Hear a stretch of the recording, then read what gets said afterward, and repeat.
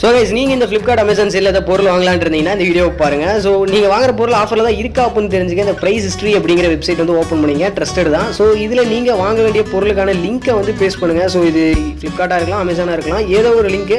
So அந்த பொருளோட லிங்க்கை வந்து பேஸ்ட் பண்ணுங்கள். ஸோ ஃபார் எக்ஸாம்பிள் இங்கே வந்து OnePlus Nord 3 வந்து நான் ப்ளேஸ் பண்ணியிருக்கேன். ஸோ இது பார்த்தீங்கன்னா லான்ச்சிங் ப்ரைஸ்லேருந்து கிராஃப் வந்து உங்களுக்கு காட்டும். ஸோ லான்ச்சிங் ப்ரைஸ் 33,999 லான்ச் ஆயிருக்கு. ஸோ லோவஸ்ட்டு பார்த்தீங்கன்னா 20,000 வந்திருக்கு. ஆனால் இப்போ கரண்ட் ப்ரைஸ்னு பார்த்தீங்கன்னா லைட்டாக ஏறி இருக்குது 20,000 21,000 அப்படிங்கிற ரேஞ்சில். ஸோ இப்போ நீங்கள் கார்டு ஆஃபர்லாம் போட்டு 19,000 அதுக்கு கீழே இருந்துச்சுன்னா இது உங்களுக்கு உண்மையாலுமே ஒரு ஆஃபர் டீல்னு சொல்லலாம்.